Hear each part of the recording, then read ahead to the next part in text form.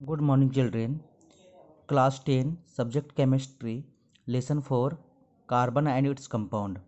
बच्चों आज हम लोग आइसोमर को डिस्कस करेंगे।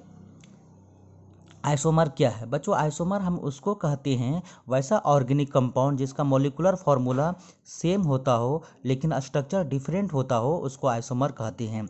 यानी the organic compound having the same molecular formula but different structures are known as isomer. ये तीन टाइप का होता है बच्चों, नॉर्मल कंपाउंड, आइसो कंपाउंड और neo compound. One by one हम लोग देखेंगे। सबसे पहले देखते हैं नॉर्मल कंपाउंड। नॉर्मल कंपाउंड वैसा होता है बच्चों, कार्बन की लॉन्गेस्ट चेन में है ना, हाइड्रोकार्बन की लॉन्गेस्ट चेन में अगर कोई ब्रांचिंग नहीं हो, कोई एल्काइल ग्रुप वहाँ पर जुड़ा नहीं हो, तो उसको हम लोग कहते हैं नॉर्मल कंपाउंड। यानी the longest chain of the carbon atom in hydrocarbon without any branching to the carbon atom, उसको हम लोग कहते हैं नॉर्मल कंपाउंड। कोई ब्रांचिंग नहीं होता हो, है ना, उसको नॉर्मल कंपाउंड कहते हैं। अब जैसे यहाँ पर पेंटेन के आइसोमर बनाते हैं बच्चों, तो यहाँ चूंकि 5 कार्बन है तो इसमें पेंटेन हो जाएगा, है ना, सिंगल बाउंड भी है, पेंटेन हो जाएगा। अब कोई ब्रांचिंग नहीं है तो नॉर्मल पेंटेन कहलाएगा, यानी इस कंपाउंड का नाम नॉर्मल पेंटेन कहलाएगा। ये इसका स्ट्रक्चर हुआ।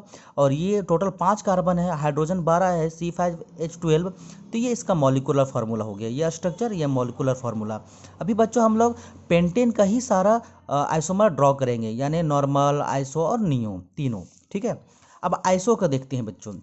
आइसो उसको कहते हैं बच्चों जिसमें कार्बन की लंबी चेन में अगर सेकेंड कार्बन में एक मिथाइल ग्रुप अगर जुड़ा हो तो उसको आइसो कंपाउंड कहते हैं। यानी when a methyl group is attached to the second carbon carbon atom in longest chain of hydrocarbon is called iso compound. जैसे कि हम लोग एग्जाम्पल में देख सकते हैं बच्चों, यहाँ पर टोटल 5 कार्बन है और 12 हाइड्रोजन, यानी C5H12, यानी पेंटेन को ही ले रहे हैं। जब इसको आइसो कंपाउंड में तब्दील करते हैं तो 4 कार्बन आपका ब्रांच में 4 कार्बन आपका लॉन्गेस्ट चेन में हो गया, और एक सेकेंड कार्बन में ही ब्रांच होना चाहिए, वो भी एल्काइल ग्रुप ही, एल्काइल ग्रुप में मिथाइल ग्रुप ही होना चाहिए।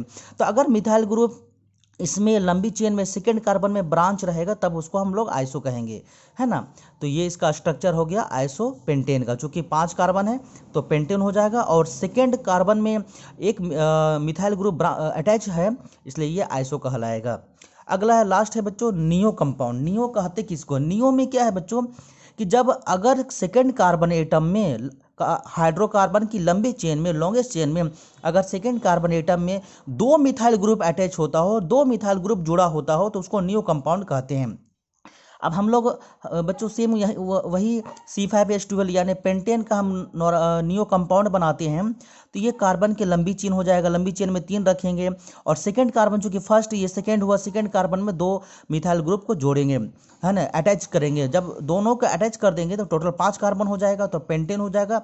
अब चूंकि सेकेंड कार्बन में 2 मिथाइल ग्रुप अटैच्ड है तो नियो कहलाएगा, यानी ये नियो पेंटेन कहलाएगा।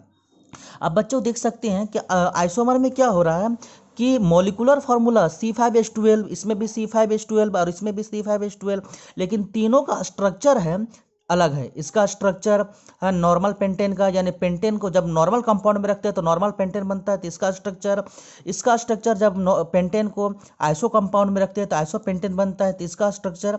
और इसके बाद अगर हम नियो में रखते हैं तो इसका स्ट्रक्चर, मीन्स बच्चों की स्ट्रक्चर डिफरेंट होता है। तो आइसोमर उसी को कहते हैं जिसमें स्ट्रक्चर डिफरेंट होता है, एक ही कंपाउंड है, एक ही ऑर्गेनिक कंपाउंड रहे जिसमें स्ट्रक्चर डिफरेंट हो लेकिन मॉलिक्यूलर फार्मूला अगर सेम रहता है, उसी को हम लोग आइसोमर कहते हैं।